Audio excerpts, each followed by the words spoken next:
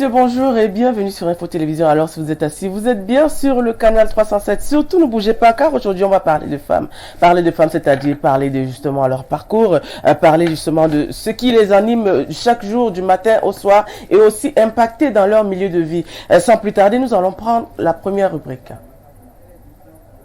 Alors, comme je vous disais dans le temps, nous sommes à Talent de Femme. Alors, Talent de Femme de ce 23 avril va recevoir une dame qui a plusieurs casquettes, comme on a l'habitude de recevoir ici sur nos plateaux. Cette dame s'appelle Nzié Atangana Ghislaine Raïssa. Mais avant de commencer, on sait que cette dame aussi est professeure des écoles, et aujourd'hui, elle va nous parler de son parcours, mais aussi peut-être de son parcours militant du RDPC. Alors, bonjour Madame Nzié Atangana Ghislaine Raïssa. Bonjour Madame.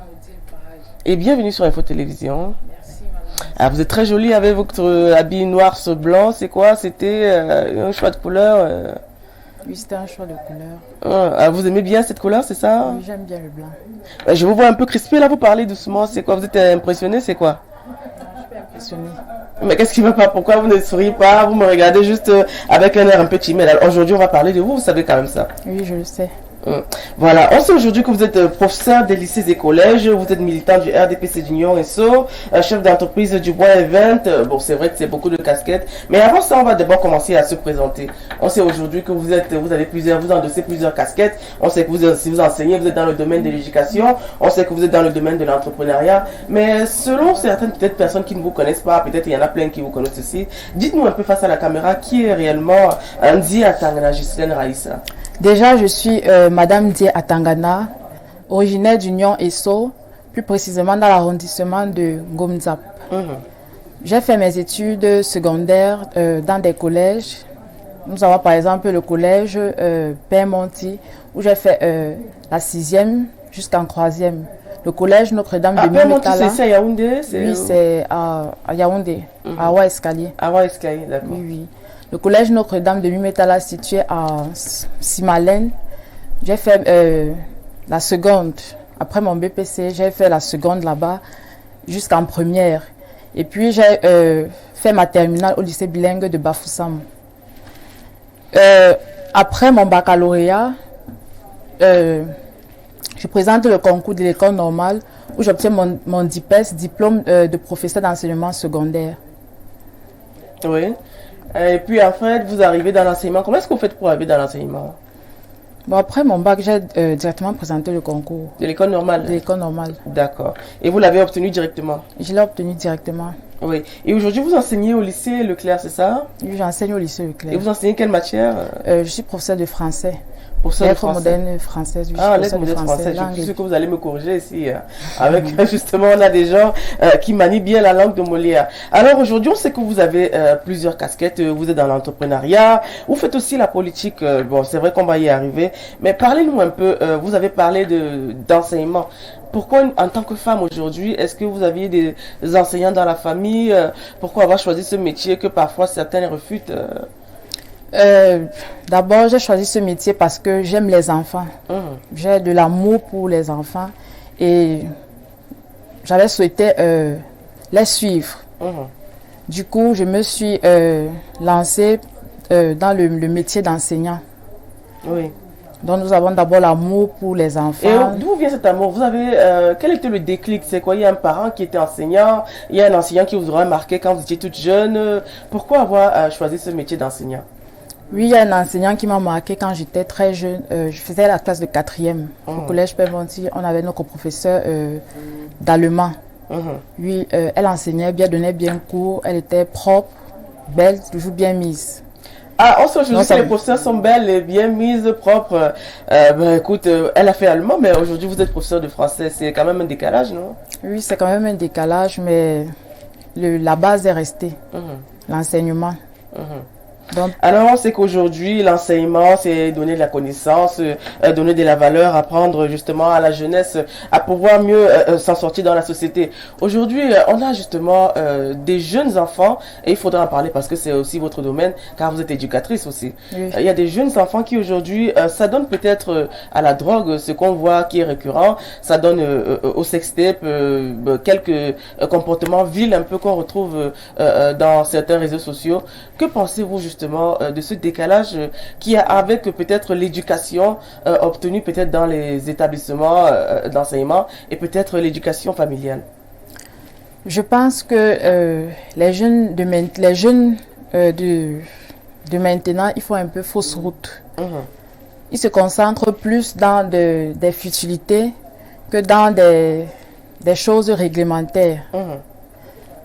Donc, ceux qui se lancent dans la drogue, les sextapes, c'est vraiment un déroutage.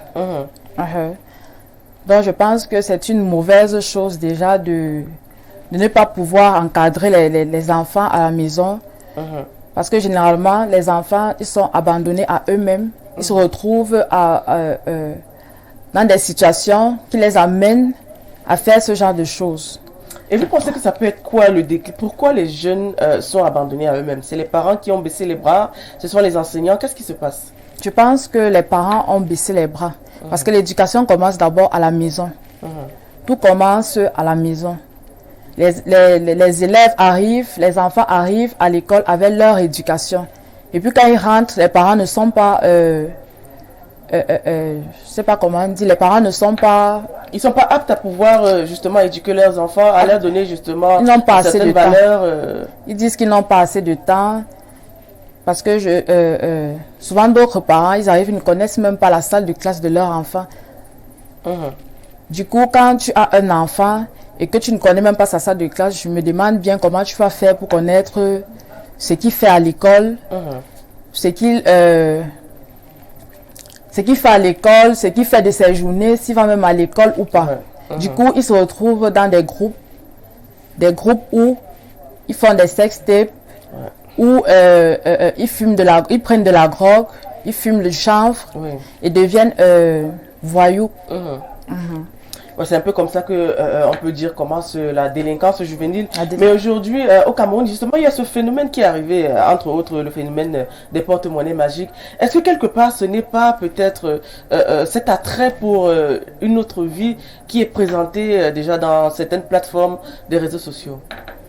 Bon, ça peut aussi être ça, cet attrait de vie où les enfants veulent faire comme les autres.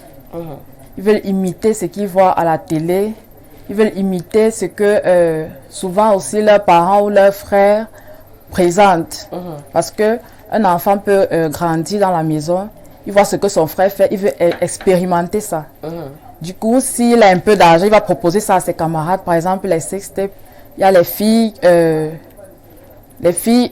dont les parents n'ont pas, par exemple, de moyens et qui, pour avoir un peu d'argent, elles se lancent dans des pratiques néfastes. Oui, peu orthodoxes. Voilà. Oui, et ça dépend peut-être du milieu de vie aussi. Oui, ça dépend du milieu de vie Vous, aussi. en tant que justement éducatrice, est-ce qu'il y aurait une solution pour sortir justement de cette dérive-là? Est-ce qu'aujourd'hui, peut-être les pouvoirs publics, et peut-être votre ministère en charge de l'éducation, n'a pas quelque part un peu délaissé, un peu fauté dans ce domaine? Bon, je dirais que il y a des solutions à ces problèmes et que tout d'abord commencer par les parents. Que les parents prennent en charge leurs enfants. Il y a eu cette discussion qu'il y a eu entre les parents et les enseignants. Parce qu'on dit aujourd'hui que les parents jettent la faute aux enseignants, les enseignants aux parents. Qu'est-ce qu'il faut faire justement pour qu'on ne puisse plus retrouver, parce qu'il y a beaucoup de reportages, de documentaires et même aussi de témoignages où on voit des jeunes enfants aller à l'école avec des couteaux, on voit des jeunes filles durant même la CAN Total Énergie qui s'est déroulée au Cameroun, une jeune fille qui a monté ses parties intimes dans les réseaux sociaux. On voit justement ces dérives qui sont continuelles et qui persistent parce que chaque 2 mois, il y a un établissement où on retrouve de la drogue, on retrouve des couteaux, des armes blanches, on retrouve des enfants qui menacent leurs professeurs. On a le cas par exemple du lycée de Coleton où il y a une jeune fille qui a été exclue parce qu'elle a porté la main sur le surveillant général. Est-ce que quelque part aussi, il n'y a pas un laisser-aller? Est-ce que l'éducation aujourd'hui est devenue justement cette ouverture où on peut laisser les enfants se comporter un peu comme les adultes et ne pas les brimer peut-être? Oui, je pense qu'il y a un peu de laisser-aller. Parce que de nos jours, on ne punit plus les élèves comme auparavant. Parce que quand moi j'étais élève, quand tu faisais quelque chose de mal, on te punissait.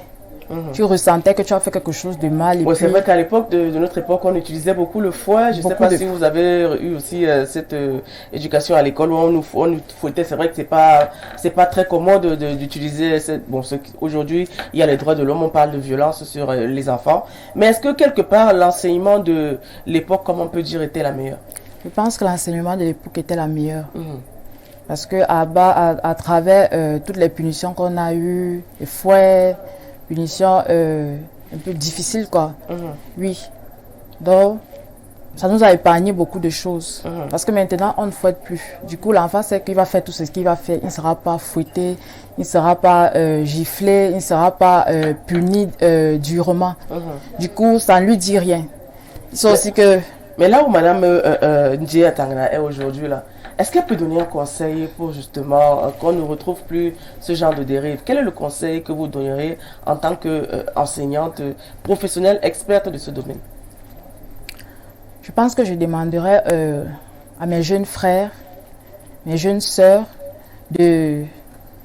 d'écouter leurs parents, d'écouter leurs enseignants et de se mettre dans le corps d'un élève, qui se met dans le corps d'un élève et qui ne se contente pas des postes que leurs parents ont. Ah, vous pensez que c'est aussi une histoire d'ascension sociale? Oui, c'est aussi une histoire d'ascension sociale. Ah, d'accord. Mais aujourd'hui, on a des jeunes enfants quand même qui sont issus de familles un peu défavorisées, un peu pauvres, mais qui s'adonnent toujours à ce genre de pratique. Justement parce que... Est-ce que vous n'organisez pas peut-être dans votre milieu, on peut dire, des causeries éducatives avec des jeunes? Parce qu'on sait qu'un enfant ou un adolescent, il a besoin d'avoir quelqu'un qui peut le guider. Oui, dans mes salles de classe, par exemple, la salle où je suis professeur titulaire, je cause avec mes élèves. Je leur donne des conseils. Je leur dis ce qui est bien, ce qui n'est pas bien pour qu'ils restent dans les normes, dans les règles de l'art. Est-ce que vous savez que vos élèves sont en train de vous suivre actuellement? Je le sais. Qu'est-ce que le professeur dit alors? Je salue mes élèves de la classe de 4e où je suis professeur titulaire, la classe de seconde aussi. Je leur passe un coucou. Et à tous mes collègues. D'accord. Alors aujourd'hui, on pense que les valeurs véhiculées par les enseignants sont certes applicables, mais ne sont pas réceptives par la jeunesse camerounaise. Aujourd'hui, on parle des enseignants qui se réclament de ne pas pouvoir avoir peut-être touché de leur dû, leur salaire, leurs revendications d'hébergement, voilà, entre autres. Que pensez-vous aujourd'hui des OTS? C'est un mouvement qui a été créé, on a trop supporté par les enseignants du secondaire et même du primaire, et on parle même déjà du CINES, les enseignements de l'enseignement supérieur. Aujourd'hui, on a justement ce mouvement qui prend un peu de l'ampleur, qui avait été stoppé, qui avait été arrêté pour un moment, mais on parle de reprise à partir du 25. Je pense que les droits des enseignants sont bafoués, ne sont pas assez valorisés. Bon, ils ont eu, le mouvement a été créé. Ils ont manifesté, nous les enseignants avons manifesté. Néanmoins, le gouvernement a pris en compte nos problèmes, nos doléances, et je pense que le reste va suivre. Ah, vous avez fréquemment votre salaire? Nous sommes à la télé, dites-nous la vérité. Hein. Vous êtes enseignant, vous représentez un corps qui justement est très regardé actuellement. Est-ce que votre salaire est régulier?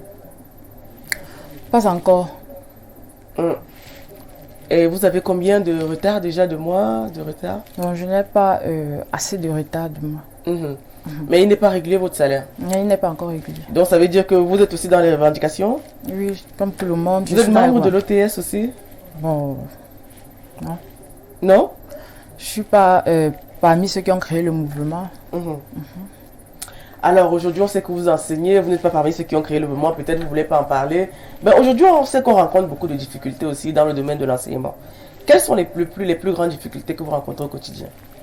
Bon, les grandes difficultés que nous rencontrons au quotidien, nous avons par exemple au niveau du respect. D'accord. Oui. Bon, les élèves, les autres corps ne respectent pas assez les enseignants. Je ne sais pas pourquoi, mais Je pense que c'est le plus gros problème. Vous avez déjà été attaqué verbalement, physiquement, ou bien vous avez vécu des situations un peu difficiles? Par les élèves ou bien Oui. par... Votre relation avec vos étudiants? Ma relation avec mes étudiants, elle est strictement Professionnels? professionnelle. Oui. Je viens, je donne mon cours, je fais ce que j'ai à faire. Et si vous recevez des attaques, par exemple, des jeunes enfants aujourd'hui, comment vous réagirez?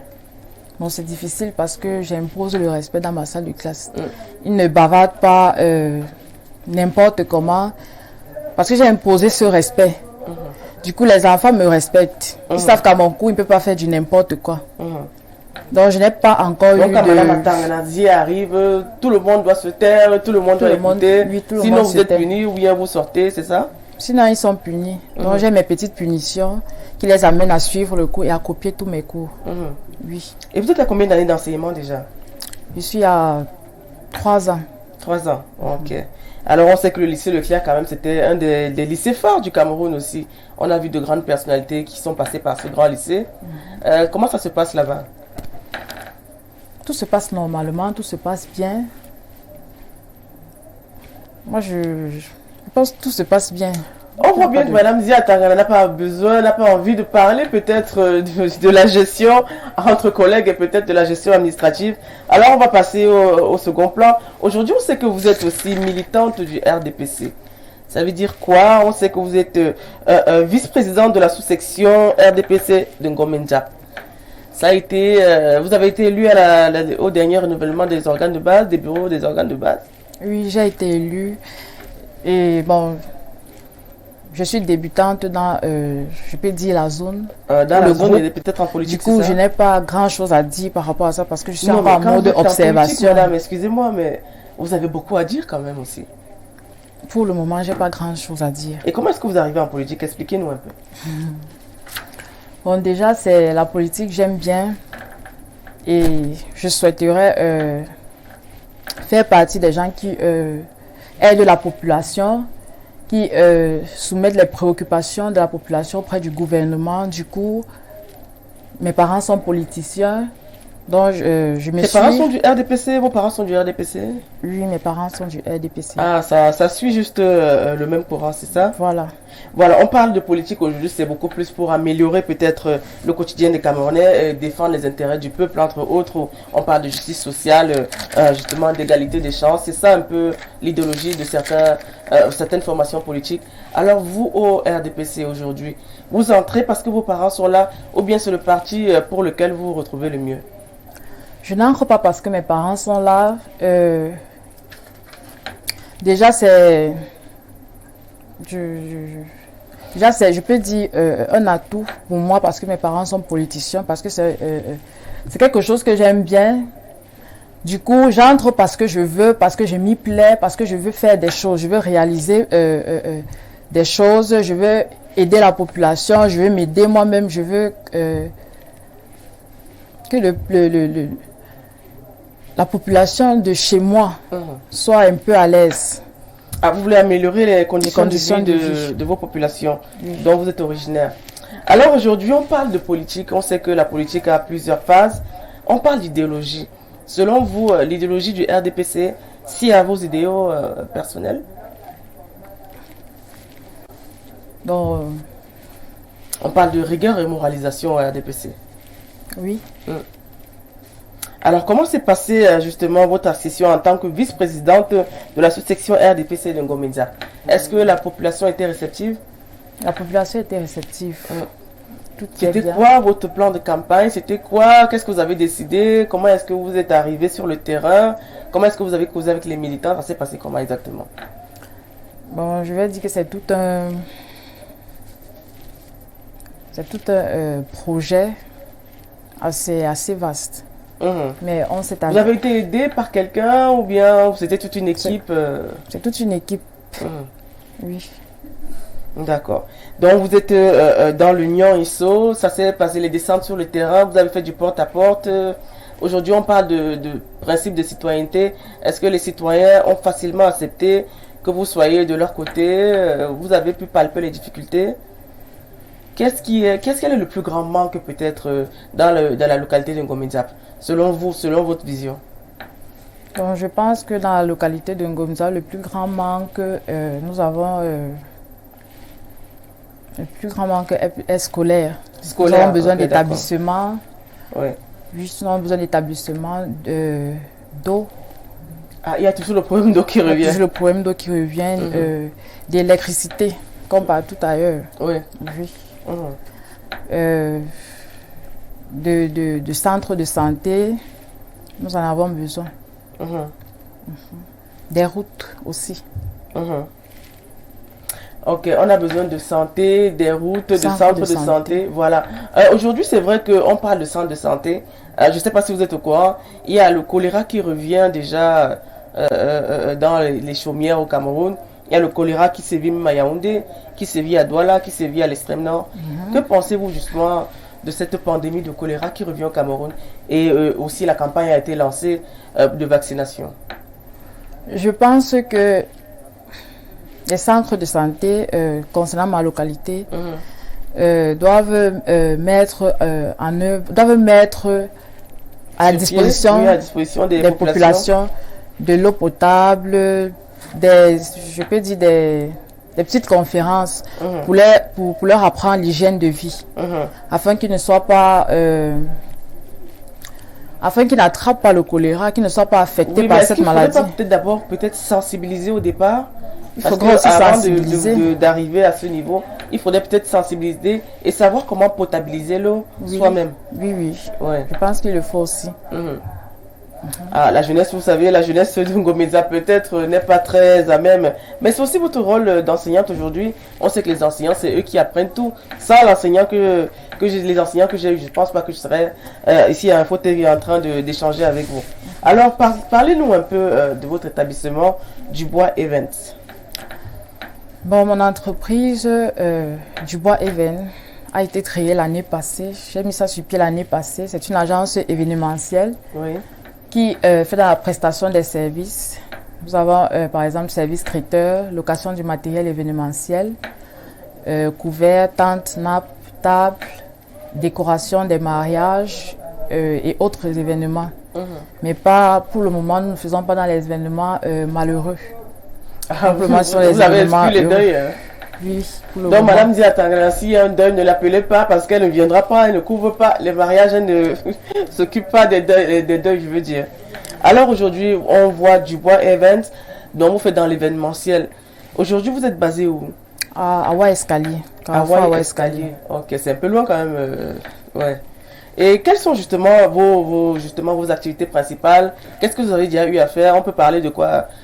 Quels sont vos quotas déjà en un an?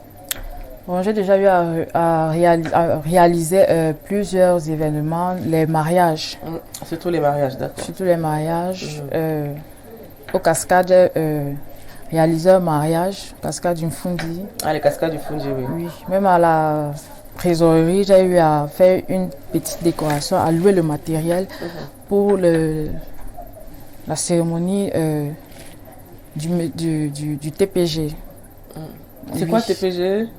La trésorerie, le trésorier. Parce qu'il y a des Camerounais qui comprennent pas ce que ça veut dire, ou bien peut-être des étrangers qui regardent, ils savent pas ce que ça veut dire. Trésorier payeur général. Trésorier payeur général, c'est TPG, ok, d'accord. Oui, qui portait sa médaille. À la trésorerie, là, à la poste centrale. À la poste centrale, oh, voilà. Oui. J'ai eu à faire pas mal d'événements. J'ai eu à faire. Il y avait une femme qui, je sais pas, je veux dire, montait, chef du village. Ah, elle était chef de village. Ça, c'est vraiment étonnant, ça, des chefs de village femmes. Oui. Ah, donc, du coup, il fallait faire la cérémonie et tout. J'ai organisé cette cérémonie et plusieurs autres cérémonies. D'accord. Toujours dans ce domaine de mariage ou bien les soirées festives, les anniversaires? Les soirées festives. Ok. Alors aujourd'hui, on sait que vous êtes événementiel, vous êtes dans l'événementiel. Aujourd'hui, ça veut dire beaucoup plus dans la communication. Comment est-ce que vous vous organisez au quotidien? Bon, au quotidien, je regarde, c'est en fonction de mon emploi de temps. Déjà, quand j'ai mes jours de cours, je me consacre seulement à mon travail professionnel, mon travail de base. Oui, les autres, les cérémonies, je les prends les week-ends. Oui. Donc, Non, mais ça veut dire que si en semaine vous avez une cérémonie qui peut être même bien rémunérée, donc vous allez abandonner, est-ce que vous n'avez pas une équipe avec laquelle vous travaillez? J'ai une équipe, je verrai avec mon équipe comment gérer la cérémonie. Oui. Et ça se passe comment? Vous vous organisez comment? Bon, quand nous avons par exemple un mariage, on commence on se prépare à la veille ou peut-être une semaine, ça dépend du mariage, bien ça dépend de l'événement. Si l'événement est assez grand, on commence les préparations une semaine avant. Oui. Mais si l'événement n'est pas assez grand, ce sont les petits événements, on peut se préparer la veille. On fait les courses, on fait les confections, les repassages, oui, pour que tout soit beau. D'accord. C'est vrai qu'au Cameroun aujourd'hui, il faut organiser un événement. On peut vous poser la question de savoir à combien vous faites vos cérémonies, ou bien il y a des propositions que vous donnez, ou bien c'est des gens qui viennent avec leur budget. Bon, je dirais que il y a certains qui viennent avec leur budget. On voit ce qu'on peut faire en fonction de leur budget. On leur propose le matériel qui ira avec leur budget. Il y a d'autres, on propose des prix. S'ils valident, on travaille ensemble. Oui. D'accord. Et au jour d'aujourd'hui, vous en êtes à combien? C'est beaucoup d'organisations. C'est vrai que c'est juste un an. Vous commencez déjà à vous faire un nom dans le milieu. Ça se passe comment? Du bois Events, parce qu'on voit du bois. Est-ce que vous avez un époux ou bien une famille occidentale, parce qu'on voit du bois? Non, je n'ai pas de famille occidentale. Pas d'époux. Et pourquoi avoir choisi ce nom du bois? Parce que c'est un nom royal. Bon, j'ai aimé le nom. Ah, vous êtes de la famille royale? Non. Ah, vous aspirez à devenir d'une famille royale? Bon, peut-être moi-même j'aspire à fonder une famille royale. Ah, d'accord. Et ça a été dit à Info Télévision ce 23. Madame Dia Atangana veut être d'une famille royale. Alors, on va toujours continuer à parler de leadership. Parlez-nous un peu du leadership féminin, notamment dans le domaine camerounais, dans le secteur camerounais. Dans le secteur camerounais, je pense que les femmes se battent assez. Les femmes se battent déjà beaucoup pour éviter d'être dépendantes. Parce qu'avant, on voyait beaucoup, les femmes étaient seulement à la maison. Elles géraient juste le foyer, c'est elles qui faisaient la cuisine, les tâches ménagères, qui s'occupaient des enfants. Mais maintenant, avec la vie difficile que nous avons, les femmes se battent réellement pour obtenir leurs moyens, leur indépendance. Donc, je pense que c'est une bonne chose pour nous, les femmes, de se battre, d'être indépendantes, de se faire un nom dans le milieu professionnel, le milieu entrepreneurial, le milieu politique aussi. Oui. Dites-nous alors, comment vous arrivez dans le monde de l'entrepreneuriat? Ça s'est passé comment? Bon, déjà, quand j'étais étudiante, mes camarades aimaient bien mon maquillage, parce que j'aimais me maquiller, j'aimais faire les make-up. D'accord. Du coup, je me suis dit, ça peut être un atout pour pouvoir avoir de l'argent. Bon, j'ai commencé à maquiller mes camarades, mes amis, et elles me payaient. Après, je me lançais des petites formations pour apprendre aux filles à maquiller. Et puis après, je me suis lancée dans les crêpes. Parce que je faisais aussi les crêpes. Je vendais à mes camarades. Oui. Donc, c'est un peu ça. C'est comme ça que je me suis lancée dans les activités. Maquillage, préparation de nourriture. Et voilà. Donc, vous faisiez les crêpes, vous faites dans le maquillage. Forcément, il y a quelque chose qui vous lance aussi. Comme je vous ai posé la question tout à l'heure avec le RDPC. Comment est-ce que vous vous lancez dans l'entrepreneuriat? Quelle est justement la personne qui vous inspire? Bon, déjà, la personne qui m'inspire, j'ai d'abord ma mère. Parce que c'est une femme qui se bat énormément. J'ai regardé comment elle gérait ses affaires. Parce que au départ, elle a commencé avec l'agence événementielle, les tentes, location du matériel événementiel. Du coup, Ça m'a beaucoup intéressée. J'ai vu comment elle se battait, comment elle était active. Et puis, je vais dire qu'elle m'a contaminé ça. Donc, c'est comme ça que elle même m'appelait aussi que non, viens et tout et tout. C'est comme ça que je me lance aussi dans ça. Oui. Et c'était la première fois, la première personne à vous inspirer. Est-ce qu'il n'y a pas eu d'autres personnes qui l'ont fait, par exemple? Bon, prenons même des cas de grandes personnalités. Est-ce qu'il n'y a pas une grande personnalité qui vous a inspiré? Il y a une grande personnalité qui m'a inspirée. Nous avons par exemple la députée Noran Foster. Ah, son nom revient tout le temps hein, dans cette émission qui fait dans l'entrepreneuriat. Ça revient tout le temps ici. Oui, que j'apprécie beaucoup parce qu'elle est très active. C'est une femme qui est venue de loin et qui s'est fait un nom dans la société. Du coup, je l'apprécie énormément. J'adore ce qu'elle fait. Oui. Ah oui. Et aujourd'hui, on sait que Dubois Event commence à prendre de l'ampleur. Forcément, vous avez quelques petites difficultés aussi, non? Oui, nous rencontrons des difficultés. Des difficultés, bon, on va dire sur le plan financier aussi. Oui, des difficultés sur ce point. Nous avons aussi des difficultés sur le plan du marketing, la communication, la gestion des employés. C'est quel plan par exemple? La gestion des employés, ou bien je vais dire les employés. Parce que généralement, tu travailles avec des gens après, je ne sais pas si je peux dire qu'ils changent de personnalité ou bien ils changent leur façon de faire. C'est dû à quoi? L'argent? C'est dû à quoi? Le manque de respect? C'est quoi? Ils veulent se faire la part belle aussi de votre entreprise? Bon, c'est ce que je me dis, qu'ils veulent se faire leur part. J'espère que les employés de Madame Diana vous écoutez, hein, parce qu'elle dit, Madame Dié, elle dit aujourd'hui que vous les employés, vous voulez vous faire la part belle de son entreprise. Oui, ils en veulent un peu trop. Donc, je leur demanderai d'être patients. Ça veut dire que vous avez beaucoup d'argent, vous gagnez beaucoup? Bon, pour le moment, nous sommes dans le juste milieu. La limite, c'est ça? Oui, limite. Okay. Donc, du coup, on ne peut pas se permettre certaines dépenses qui ne favoriseront pas l'évolution de l'entreprise. Ok. Bon, il y a une question indiscrète que je vais vous poser. Avec combien avez-vous commencé dans l'entrepreneuriat?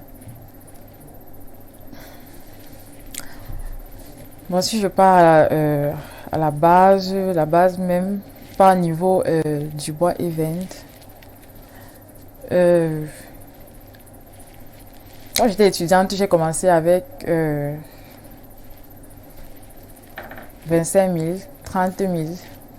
25 30 000, ça s'est passé comment? Vous avez économisé? J'achetais des produits de maquillage.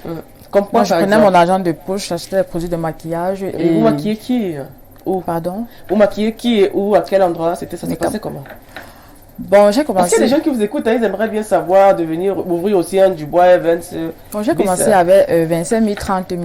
Je suis partie acheter les produits de maquillage, crayon noir, crayon marron, rouge à lèvres. Tout en étant professeur déjà ou bien avant? J'étais élève professeur, parce que j'étais à l'école normale. D'accord. Oui, donc c'est pour ça que je dis étudiante. Du coup, pendant mes jours de libre, je partais à Mokolo acheter des produits avec lesquels je travaillais. Je maquillais, donc ça ne revenait pas trop cher. Du coup, je me suis lancée dans ça et j'ai dépensé 25-30 000. Et quels ont été vos gains sur peut-être le mois, la durée, sur 6 mois, 1 an? Ça s'est passé comment?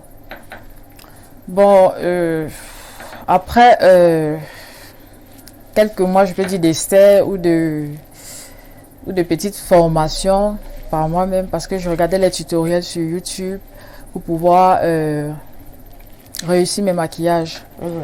Donc après cela, après les maquillages de mes copines, mes amis, je me suis retrouvée en train de maquiller, de gagner des marchés, des petits marchés pour maquiller les mariés. Ah, vous maquillez les mariés? Oui. Mais ça, c'était avec peut-être le relationnel, c'est ça? Bon, oui, avec le relationnel. Oui. Vous avez créé une page Facebook où vous appelez de bouche à oreille, le B2B? J'avais créé une page Facebook qui s'appelle, parce qu'elle existe encore, Dubois Cosmétique. Dubois Cosmétique, ok. Oui. Donc, c'est là où je faisais la publicité de mes produits, je sponsorisais mes pages. D'accord. Alors, on sait que vous êtes quand même assez battu, notamment dans ce domaine. On va donc prendre la deuxième rubrique qui est découverte. Salut. Moi, c'est Durel Freddy Ngono, un collègue du Ramen que j'aime affectueusement appeler Atango, depuis que je la connais. Alors, c'est une dame qui a une forte vision de sa personne, de sa personnalité. C'est une grande bosseuse qui a beaucoup de projets, beaucoup d'ambition, une femme de caractère qui, quand elle a décidé de faire quelque chose, quand elle a une idée en tête, quand elle a un projet, peu importe ce qu'on peut lui dire, il est difficile qu'elle change d'avis. Quand elle s'est fixé quelque chose, elle va l'atteindre. Elle est de ceux qui pensent que dans la vie, on ne perd jamais. Soit on gagne, soit on apprend. Ça fait que quand elle a une idée, elle va aller au bout de son idée. Quand elle a un projet, elle va aller au bout de son projet. Quitte à ce qu'elle rencontre des difficultés ou des échecs. Pour elle, ça va certainement lui permettre d'avoir une certaine expérience pour pouvoir développer d'autres aptitudes. Quand elle aura peut-être mûri d'autres projets ou eu un projet meilleur que celui qu'elle a essayé. Alors c'est une grande dame. Elle fait beaucoup de choses, beaucoup de bonnes choses. Et qui met le cœur dans ce qu'elle fait. Au travail, où je la connais mieux. Et puis même dans d'autres activités. En dehors de ça, c'est une grande blagueuse. C'est une dame qui aime rigoler, qui aime jouer, qui aime les gens, qui aime les personnes. Pour la petite histoire, il ne nous a pas fallu 3 jours, une semaine maximum pour qu'on devienne de très bons amis. La preuve qu'elle est sociable, elle aime aller vers les gens, elle est ouverte.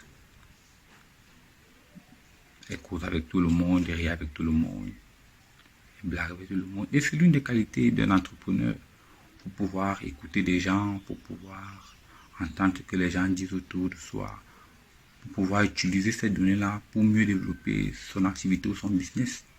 Et c'est une qualité qu'elle a vraiment et que moi particulièrement j'apprécie beaucoup parce que moi-même je suis quelqu'un qui aime blaguer.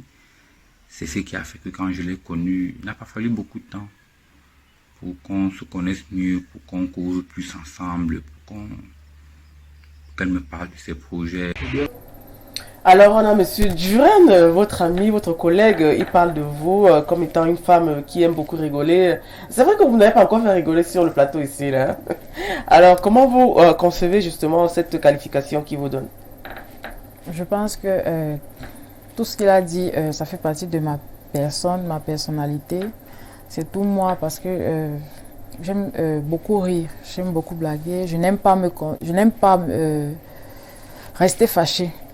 Donc c'est difficile de me voir en colère ou bien c'est difficile de me voir fâchée. Bon. Alors, quelle est vos relations avec vos collègues aujourd'hui? On sait que vous êtes enseignant. Il est aussi enseignant, Monsieur Duren? Oui, il est enseignant. Au lycée Leclerc, c'est ça? Oui, oui. Ah, d'accord. Ça se passe comment avec vos collègues? Généralement, moi je dis tout se passe bien parce que je n'ai pas de problème avec mes collègues. On s'entend, on se dit bonjour. Si on a des soucis, on s'entraide. Il y a beaucoup d'échanges. Donc tout se passe bien. Ah, tout se passe bien dans le meilleur Pour moi, des tout mondes. se passe bien. J'ai comme l'impression qu'il n'y a jamais de soucis avec vos collègues. Il n'y a pas de problème. Bon, là, Pourtant, moi, je vois quand même que, même moi, je vous dirais que j'ai toujours des problèmes avec mes collègues de temps à autre. Hein. Sincèrement, moi, je n'ai pas encore eu de problème avec mes collègues. On vous donnera bien le bon Dieu en confession, comme on dit souvent avec certains dictons. Mais là, aujourd'hui, on trouve votre collègue qui parle de vous comme étant une femme exemplaire, qui aime rigoler, qui justement s'entend avec tout le monde. Quelque part, ce n'est pas un peu se cacher, ne pas ouvrir ses émotions? Tout le monde n'est pas parfait, mais je pense que dans le milieu professionnel, moi, j'évite d'avoir des problèmes. J'évite sincèrement d'avoir des problèmes. Du coup, quand j'arrive au travail, vu que le lycée est grand, chacun se dirige dans sa salle de classe. Quand on se rencontre, généralement, c'est plus pour les réunions. Oui, c'est plus pour les réunions. Et Et votre camarade, votre collègue et vous, est-ce que vous avez participé à l'OTS Vous avez peur de parler Pas du tout. Vous êtes d'accord ou pas pour les revendications? Je suis d'accord pour les revendications. Ah, vous êtes d'accord pour les revendications. Et vous êtes d'accord pour la reprise il se pourrait, parce qu'on n'est pas encore réellement sûr, que ça reprenne le 25. Je suis d'accord pour la reprise des cours. Parce que je pense non, je parle les revendications. Les revendications des des le 25. Bon, comme je dis, je suis d'accord pour la reprise des cours. Des cours dont, pour les revendications, je pense que ça peut, on peut revendiquer aussi tout en donnant des cours on peut faire nos revendications tout en donnant des cours aux enfants parce que ce sont eux qui écopent le plus, qui subissent le plus. Et il y a les classes d'examen. Il y a les classes d'examen. Ouais. Beaucoup d'enfants subissent et c'est pas assez évident. On a encore l'impression que vous avez peur de parler des hôtesses ici sur le plateau, ou bien vous avez peur de votre chef d'établissement qui vous regarde peut-être. Je pense que nous avons parlé de ce sujet où j'ai dit que les enseignants revendiquent leurs droits, ce qui est tout à fait normal, et que le gouvernement a pris en compte les problèmes des enseignants et qui vont régler pas à pas. Donc du coup, nous sommes dans l'attente des résolutions. Ah, vous travaillez en synergie peut-être avec les administrations et peut-être votre ministère de tutelle. Alors nous allons prendre la seconde vidéo. Bien, bonjour, c'est en fait, je fais cette vidéo pour parler de Raïssa Atangana. Ouais. Moi, je l'appelle communément Ramen Dubois. C'est comme ça que moi je l'appelle. C'est un nom que j'ai donné. Bon, que j'ai connu. Bon, que dit-elle? Elle, en fait, depuis que j'ai connu, bon, en fait, on s'est connus dans une soirée, c'était une soirée banale. Et puis, on a fait connaissance. Et puis, c'est quelqu'un de sympa, au premier abord, toujours souriant. Une personne avec laquelle vous aimez bien, vous attachez facilement, en fait. Du coup, on s'est lié d'amitié et puis des choses s'en est étalé. C'est une amie véritable. J'ai toujours su compter sur elle des moments difficiles parce que c'est quelqu'un de vraiment attentionné. Elle a l'oreille, elle écoute chaque fois et elle essaie de donner des conseils. Moi, la particularité que j'aime chez elle, c'est son côté battante. Elle se bat très. Bon, il y a des gens qui ont dit peut-être qu'elle n'est pas américaine, parce que il y a des gens qui l'appellent même souvent la américaine. Parce que vraiment, elle est toujours en train de chercher des solutions, toujours en train de chercher à s'épanouir, toujours en train de chercher à avancer à travers le développement de plusieurs business. Elle a créé des trucs, elle a fait dans le cosmétique. C'est pour ça que moi je l'appelle d'ici, Dubois cosmétique en fait. Elle a créé, il y a eu des restaurants, il y a eu l'événementiel. Aujourd'hui c'est l'événementiel.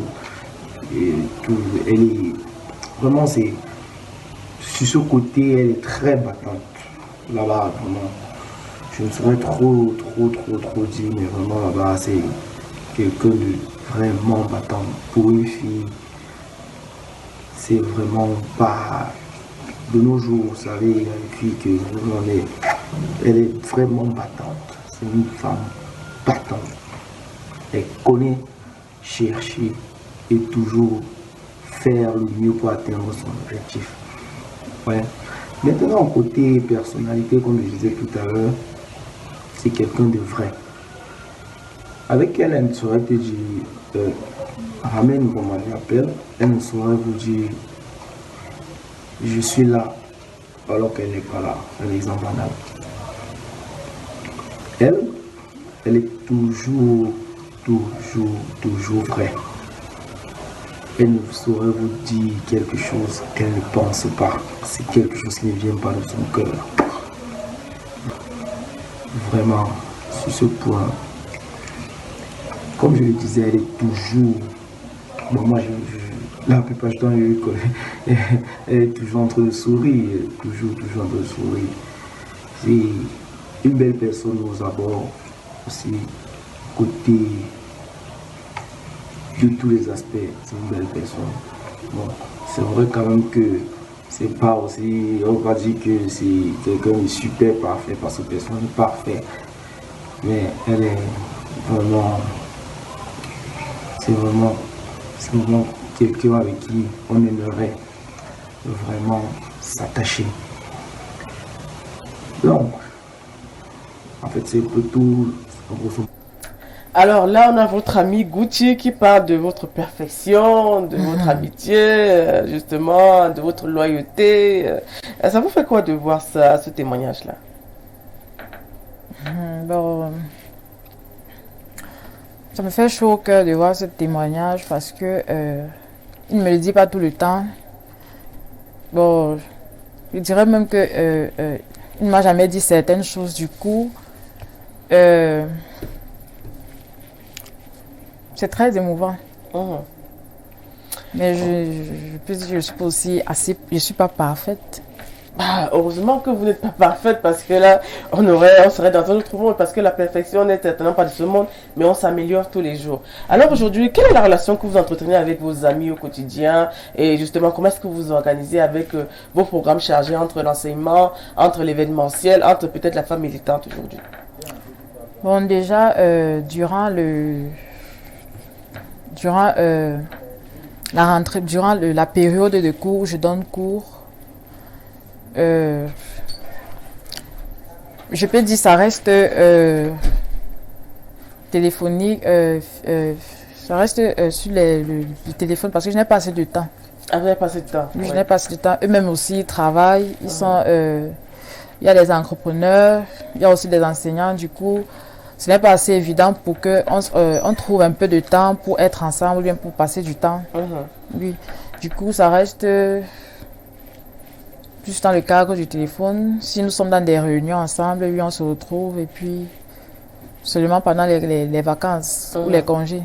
Ouais. Oui. Ah, ça montre déjà que vous êtes adulte, il n'y a plus de temps. C'est vrai que quand on était plus jeune, on avait toujours du temps de s'asseoir, raconter des histoires. Ça, c'était avant. Aller boire un verre, ça c'était avant. Oui. Ça c'est le professeur Ndié Atangana qui le dit, c'était avant. Aujourd'hui, en tant que professeur et puis en tant que chef d'entreprise, il n'y a plus assez de temps. Alors aujourd'hui, qu'est-ce que vous faites pour trouver du temps pour vos amis? Parce qu'on dit souvent, il y a un dicton qui le dit en français, on a toujours du temps pour ses proches, pour ses amis. Bon, nous en faisons des petites manifestations ou bien on fait des contributions pour organiser peut-être une petite sortie. Oui, quand nous avons du temps libre, on crée un groupe, on propose des petits trucs qu'on peut faire ensemble. Soit on organise une sortie, soit un ami nous invite chez lui, on participe. Oui, la personne prend en charge. Bon, puisqu'on participe, la personne propose des menus. Parce que nous proposons des menus, de la boisson. Déjà qu'on va se retrouver, ça sera free, on va causer, on va parler un peu de tout et rigoler. Puis parler de nos problèmes aussi. En fait, c'est des réunions de concertation où vous échangez, vous donnez des conseils, entre autres. Oui. Mais vous pouvez aussi l'intégrer aussi dans l'enseignement avec les causeries éducatives avec les jeunes.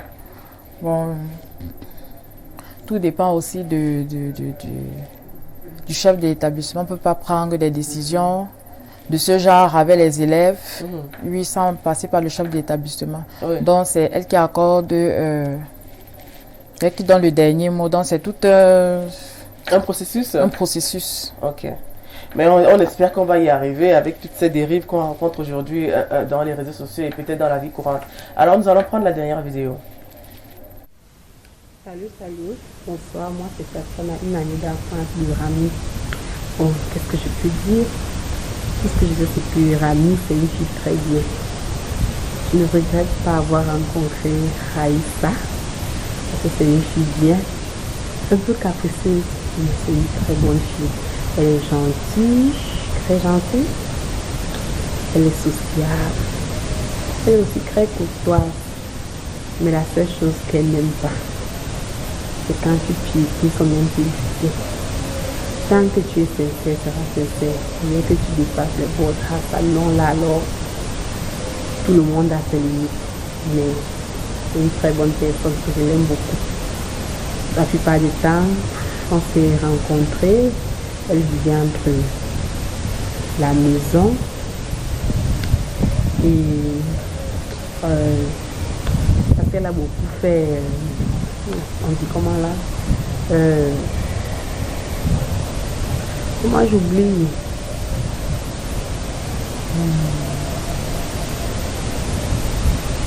l'internat, voilà.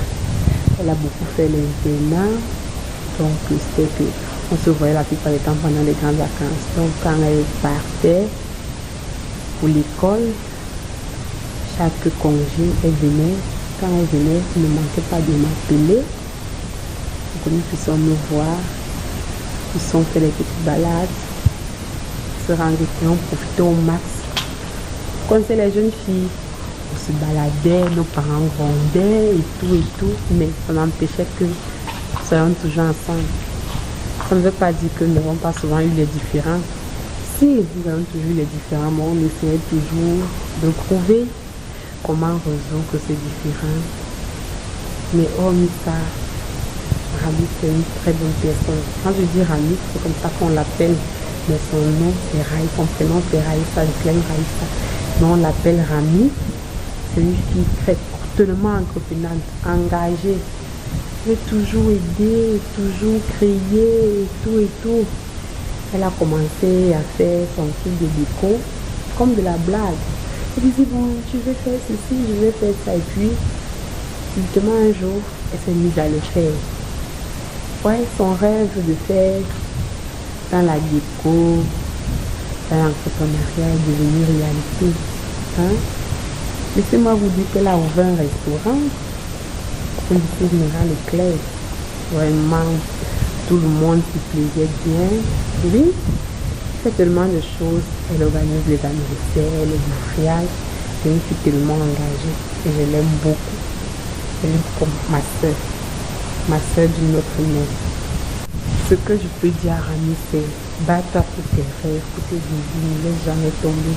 Quand tu es une fille entrepreneur, si un homme te rate, et qu'il a tout perdu, il a perdu la chance de devenir riche dans sa vie, parce que tu es une fille riche.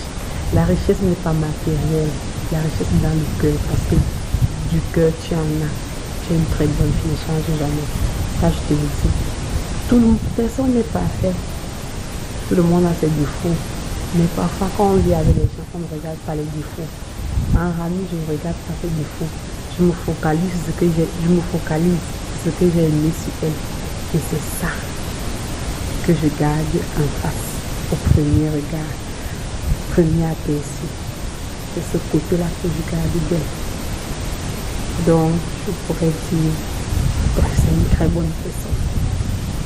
Je sais que utiliser très, c'est...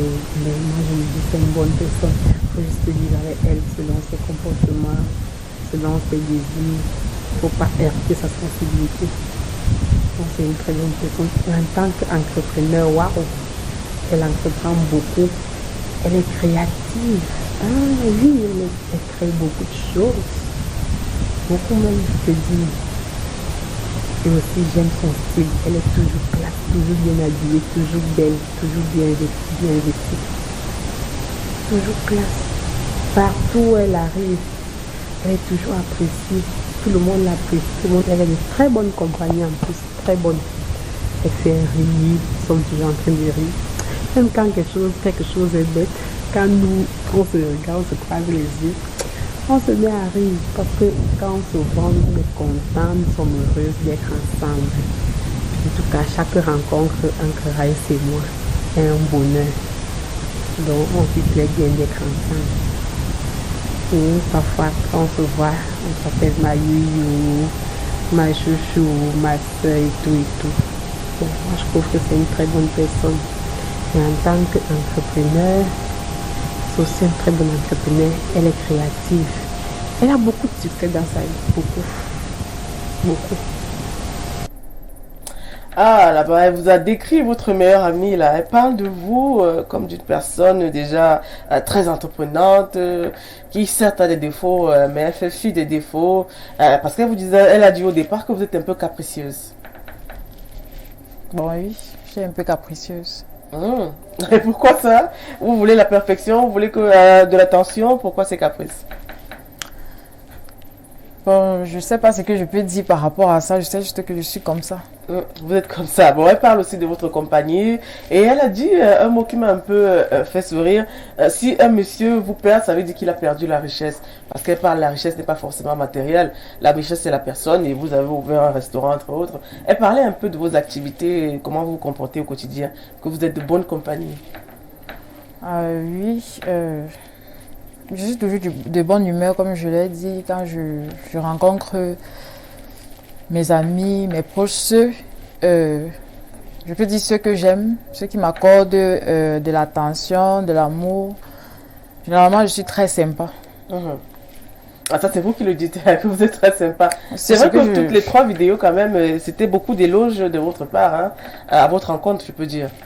Il y avait beaucoup d'éloges venant de justement vos amis et peut-être vos collègues. Ils parlent de vous comme d'une personne quand même assez loyale, surtout, et qui est de bonne compagnie, qui est toujours joviale, qui est toujours en train de faire rire tout le monde. Oui, déjà, j'aime la loyauté. Mhm. Je suis très sincère envers les gens, envers mes amis, mes collègues, même ceux, par exemple, que je ne connais pas.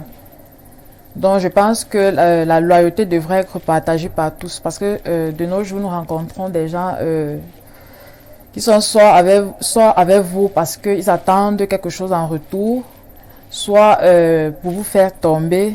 Non, mais la vie est ainsi faite, ma chérie. C'est un monde, le monde est fait quand même aussi de personnes pas forcément, pas très catholiques aussi. Vous savez, c'est ça qui fait aussi l'attrait de notre monde, de trouver de bonnes comme de mauvaises personnes. Mais il faut toujours s'améliorer et toujours garder de l'espoir. Alors là, maintenant, on va prendre la dernière phase, c'est-à-dire la dernière rubrique qui est le quiz.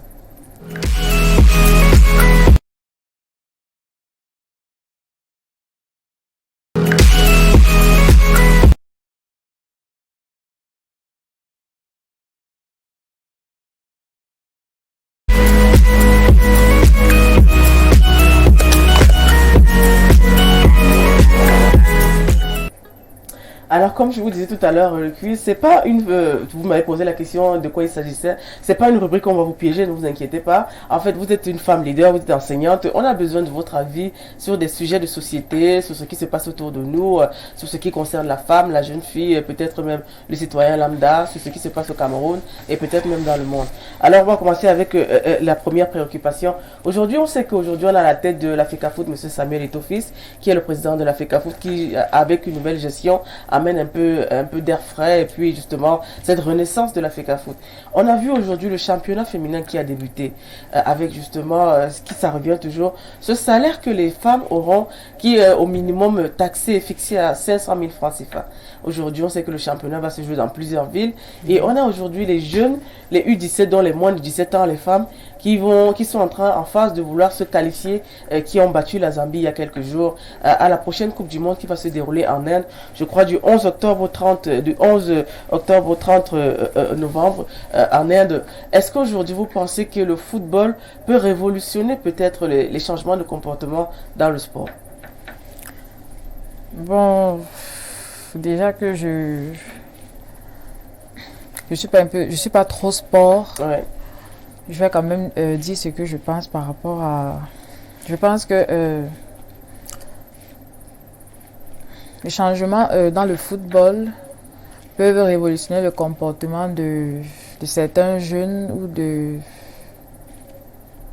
Cette jeunesse qui veut Cette peut-être jeunesse qui- s'épanouir avec, avec le sport. oui, Voilà. avec l'arrivée de C'est M. Samuel Eto'o-Fils, voilà. le président de la FECAFOOT. Mhm. Les jeunes sont maintenant motivés à se lancer dans le football, le handball, Mhm. tout ce qui a accès au sport. Mhm. Donc, je pense que c'est un bon atout.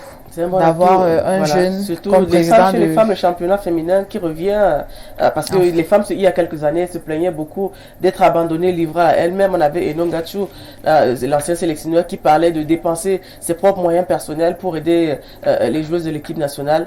Est-ce qu'aujourd'hui, avec justement ce nouveau revirement de situation, on peut penser que Samuel Eto'o peut redonner toute sa grandeur au football, comme il le souligne souvent?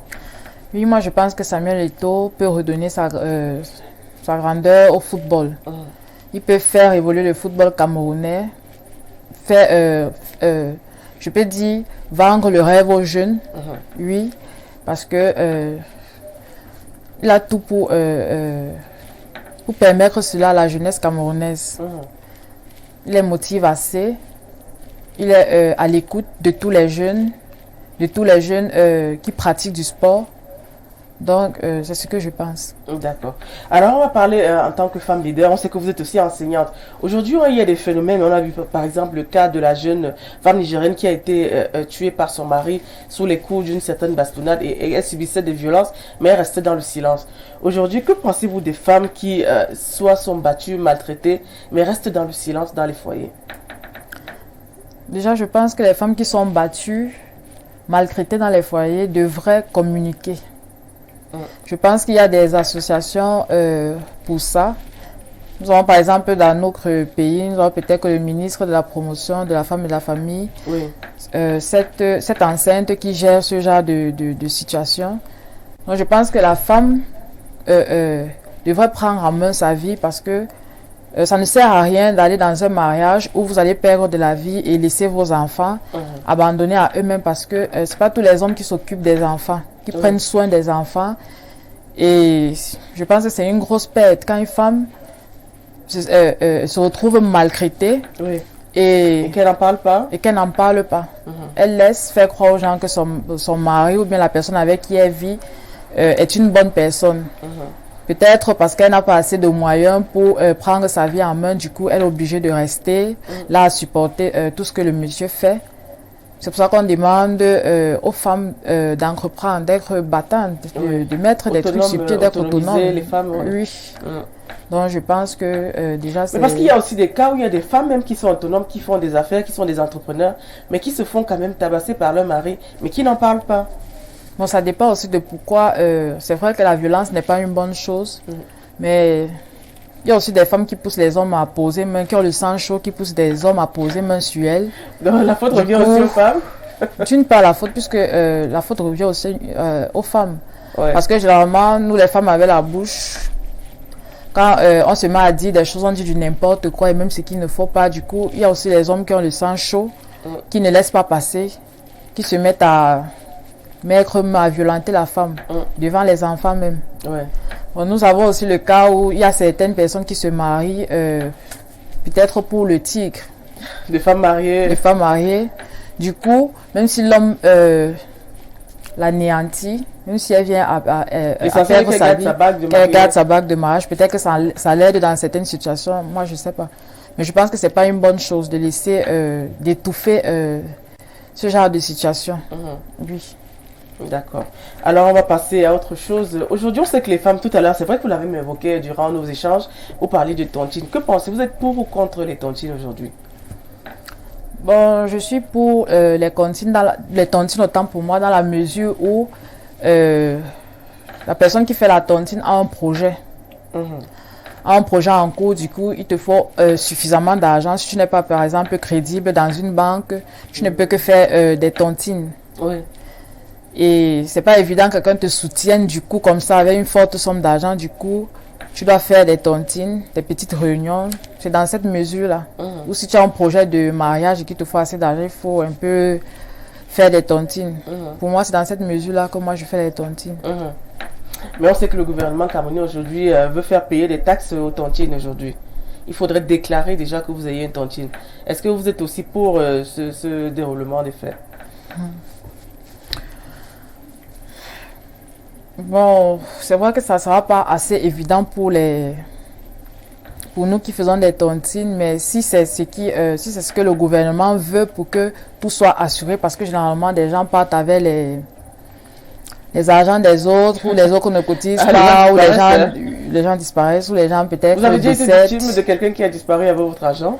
Bon, pas vraiment. Mhm. Pas vraiment, mais Vous ça connaissez des arrive. cas où il y a des disparitions? Sur les réseaux sociaux, ça ne manque pas. Il y a des gens qui se plaignent que tel est parti avec mon argent, j'ai cotisé, j'ai pas eu Le retour? de retour. Mhm. Donc, si c'est pour éviter ce genre de situation, je pense que c'est une bonne chose. Donc pour vous, il y a la sécurité dans les tontines aussi. Oui. Ah, vous faites confiance. Vous en avez une avec laquelle vous êtes adhérente? Moi, généralement, je fais les tontines avec ma mère. Ah, c'est familial. Oui.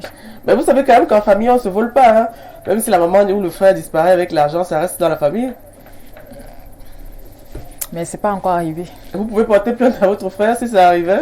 Je ne peux pas porter plainte à mon frère. Parce que ça reste dans la famille.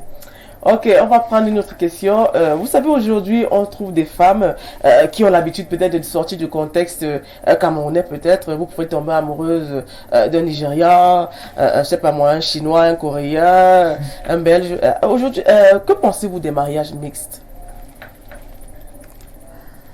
Je pense que la base d'un mariage, bon, pour moi, la base d'un mariage, c'est l'amour. Mhm.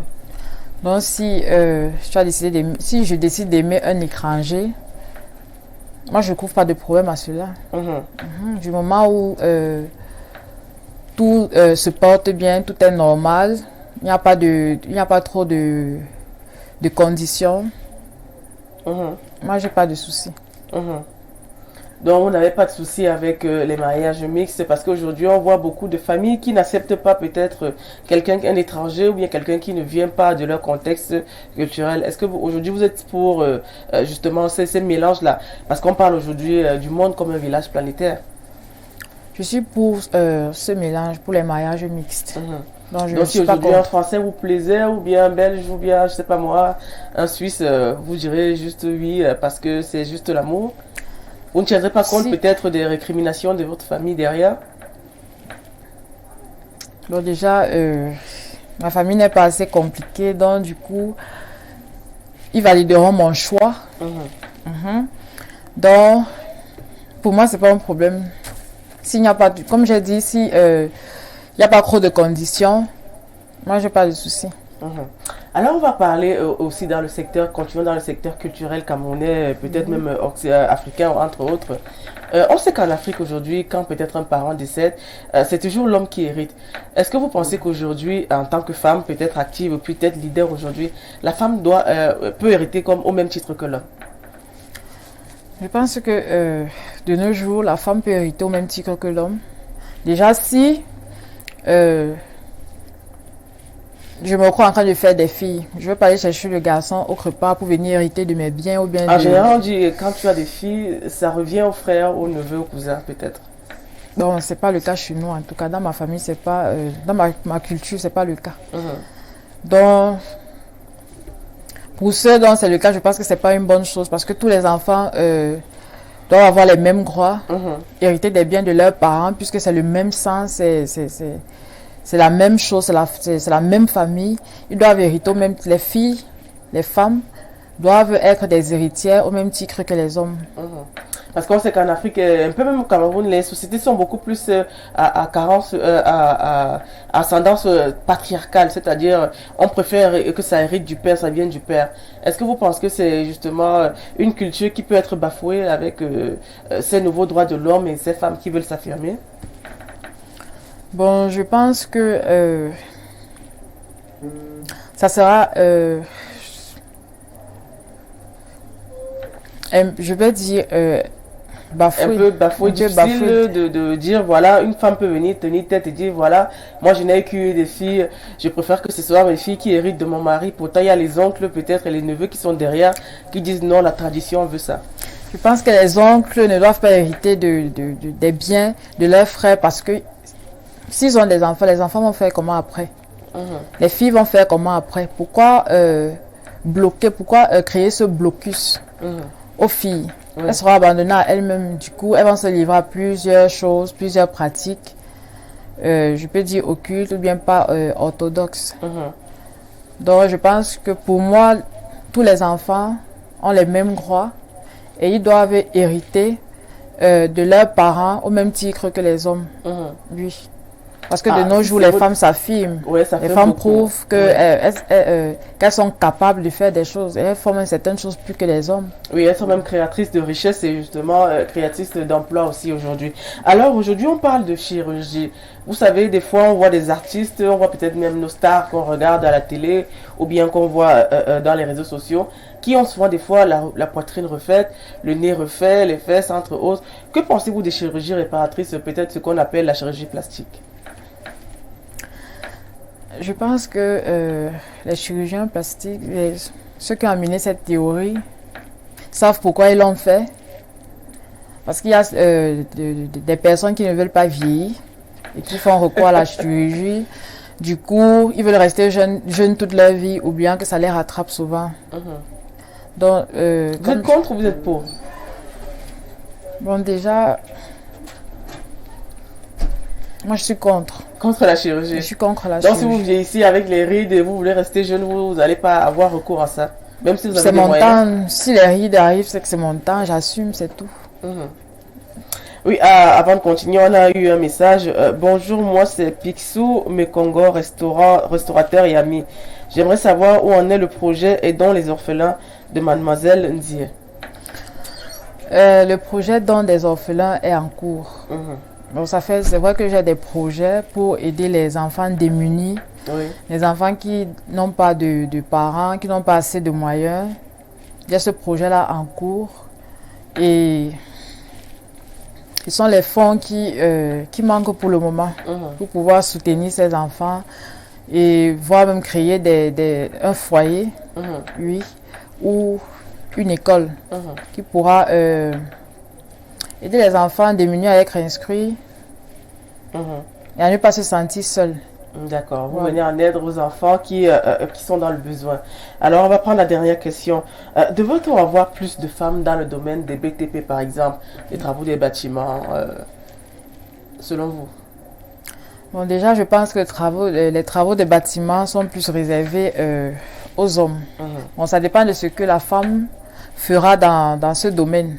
Soit elle est dans un bureau ou si c'est sur le terrain. Si c'est sur le terrain, c'est on assez. retrouve de plus en plus de femmes, même plombiers. Il y a des femmes aussi mécaniciens. Il y a des femmes de travaux dans les BTP, ingénieurs. Est-ce que selon vous, on devrait plus retrouver de femmes dans ce domaine? Pour moi, je ne pense pas. Non, vous n'êtes pas dans cette logique. Je ne suis pas dans cette logique parce que c'est un peu délicat. Surtout pour les bâtiments, les constructions. Parce que c'est vrai, je vois des images, les femmes se battent. Elles font des chantiers, tournent des parpaings, mais je pense que c'est pas assez bon pour elles côté santé.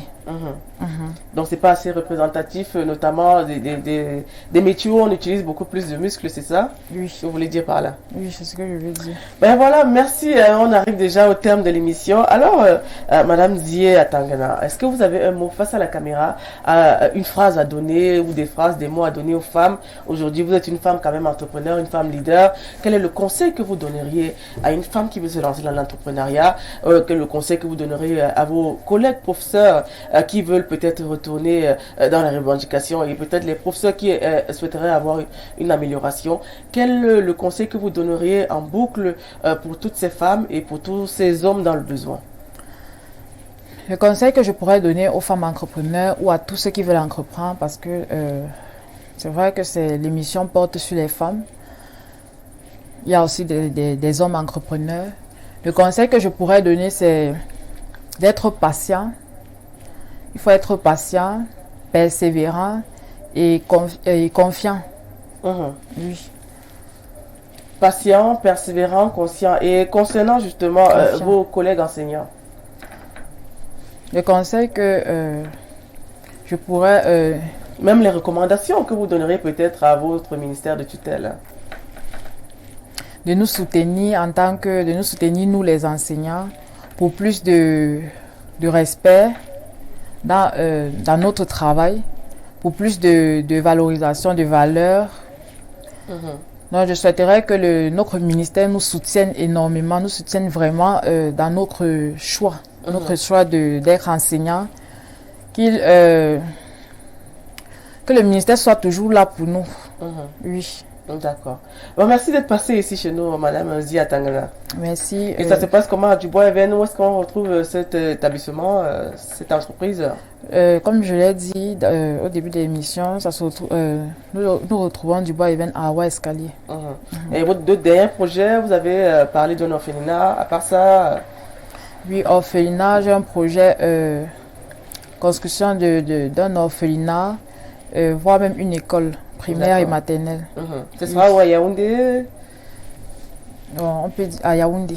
D'accord. Oui. Bah écoute, on vous souhaite beaucoup de chance et puis courage pour la suite de vos activités et on espère que le projet OTS pourra trouver une porte de sortie. Merci de nous avoir suivis, merci d'être passé et puis passez un bon week-end. Merci.